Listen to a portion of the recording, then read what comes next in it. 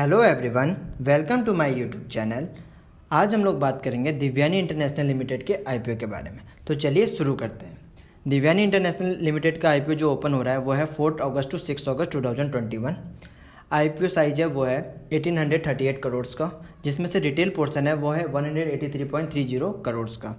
अब हम बात करते हैं कंपनी में टोटल इन्वेस्टमेंट पर लॉट क्या है। टोटल इन्वेस्टमेंट है 14,850 रुपीज़ का। वन लॉट में 165 शेयर्स है और जो प्राइस बैंड है वो है 86 रुपीज़ टू 90 रुपीज़ का। अब बात करते हैं दिव्यानी इंटरनेशनल लिमिटेड करता क्या है। Divyani international limited KFC, pizza हट का जो इंडिया में बिजनेस है उसको रन करता है। बिकॉज ये दोनों कंपनियां मल्टीनेशनल कंपनीज़ हैं, इनका जो बिज़नेस रन किया जाता है, ऑपरेट किया जाता है, उसको दिव्यानी इंटरनेशनल हैंडल करता है इंडिया में। ये इनका मेन बिजनेस है। अब हम बात करेंगे कंपनी की क्या स्ट्रेंथ्स हैं, क्या कंपनी की वीकनेसेस हैं, क्या कंपनी के इन फ्यूचर में रिस्क है। पहले बात करते हैं स्ट्रेंथ्स के बारे में। स्ट्रॉन्ग पोर्टफोलियो है कंपनी का और ग्लोबली रिकग्नाइज्ड ब्रांड है। जानते हैं कि ये MNC कंपनीज़ हैं तो इनका ग्लोबली काफ़ी लोग इनको जानते हैं अच्छे से, इनका रिकग्नाइज्ड ब्रांड है। और स्ट्रॉन्ग पोर्टफोलियो क्यों हो जाता है? बिकॉज ये डिफरेंट सेगमेंट्स में मल्टी डायमेंशनल बिजनेस है। डिफरेंट सेगमेंट्स में इनका बिजनेस अवेलेबल है। आप बर्गर की फील्ड में चले जाइए, कॉफ़ी की फील्ड में चले जाइए, या आप नॉनवेज प्रोडक्ट्स की फील्ड में चले जाइए, पिज़्ज़ा वगैरह की इटालियन में चले जाइए, तो सारा बिजनेस इनका इस तरीके से डाइवर्सिफाइड है और मल्टी डायमेंशनल है। तो ये इनके लिए एक बहुत बड़ा पॉजिटिव है और स्ट्रॉन्ग इनका, इसीलिए ये पोर्टफोलियो स्ट्रॉन्ग है।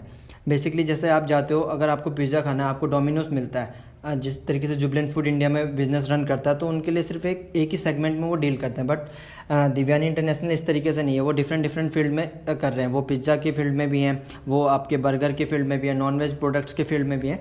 इस तरीके से इनका बिजनेस काफ़ी डाइवर्सिफाइड है। सेकेंड, इनका जो मैनेजमेंट है वो काफ़ी एक्सपीरियंसड है और मैनेजमेंट इस तरीके का बिज़नेस को पहले भी काफ़ी हैंडल कर चुका है। तो ये उनके लिए काफ़ी बेस्ट पॉइंट है। और इनकी प्रेजेंस ऑल सेगमेंट, मार्केट के सभी सेगमेंट्स में इनकी प्रेजेंस काफ़ी अच्छे से है। आप मेट्रो स्टेशन चले जाइए, मॉल चले जाइए, एयरपोर्ट या कहीं पर भी आप ऐसी जगह जाते हैं तो आपको इनकी ईजिली वहाँ पर आउटलेट दिख जाएंगे। आपको पिज़्ज़ा हट का, KFC या कोस्टा कॉफ़ी का आउटलेट वहाँ पर ईजिली दिख जाएगा। तो इससे क्या होता है कि इनकी मार्केट में, हर मार्केट के हर सेगमेंट में इनकी काफ़ी अच्छी पकड़ है। तो ये सारी चीज़ें इनके लिए पॉजिटिव है और ये इनकी स्ट्रेंथ्स हैं। अब हम बात करते हैं कंपनी के लिए रिस्क क्या है, रिस्क फैक्टर्स क्या है। एक जो मेन फैक्टर रिस्क का जो अभी अराइज हुआ है पिछले 2-3 सालों में, वह है कोविड की वजह से। कोविड की वजह से काफ़ी बिजनेस इनका इम्पैक्ट हुआ है। कभी कोविड ज़्यादा हो जाता है, फिर लॉकडाउन्स वगैरह में इनका बिजनेस इम्पैक्ट होता है। उस तरीके से काफ़ी बिजनेस इनका इम्पैक्ट चल रहा है। और टर्मिनेशन ऑफ एग्रीमेंट, जो एग्रीमेंट कंपनी का दिव्यानी इंटरनेशनल लिमिटेड का जो कंपनियों के साथ KFC या पिज़्ज़ा हट के साथ एग्रीमेंट है, इन फ्यूचर अगर वो टर्मिनेट हो जाता है तो इससे कंपनी को लॉस होगा। इसीलिए ये थोड़ा सा कंपनी के लिए रिस्क है। कंपनी कंपनी क्या करती है, कंपनी कुछ ही अपने प्रोडक्ट्स में हाईली डिपेंडेंट है। इनका जो कोर बिजनेस है उसी पे, इनके कोर ब्रांड्स है उसी पे कंपनी का सारा बिजनेस डिपेंडेंट है। जैसा हम जानते हैं पिज़्ज़ा हट और KFC में ही इनका ज़्यादा बिजनेस डिपेंडेंट रहता है। बिकॉज कोस्टा कॉफ़ी अभी उस तरीके से अपना मार्केट में अभी है नहीं, मार्केट शेयर गेन नहीं कर पाया। तो इनका जो मेन बिजनेस है वो अपने कोर ब्रांड से ही आता है, तो इनका डिपेंडेंसी उस पर काफ़ी ज़्यादा है। और पिछले कुछ फाइनेंशियल ईयर में लॉस भी इनको हुआ है।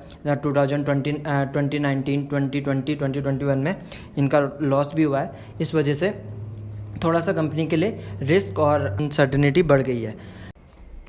अगर आपको ये वीडियो अच्छी लगे तो अपने दोस्तों के साथ इस वीडियो को शेयर करिए, मेरे चैनल को सब्सक्राइब करिए और मेरे वीडियो को लाइक करिए। Thank you so much.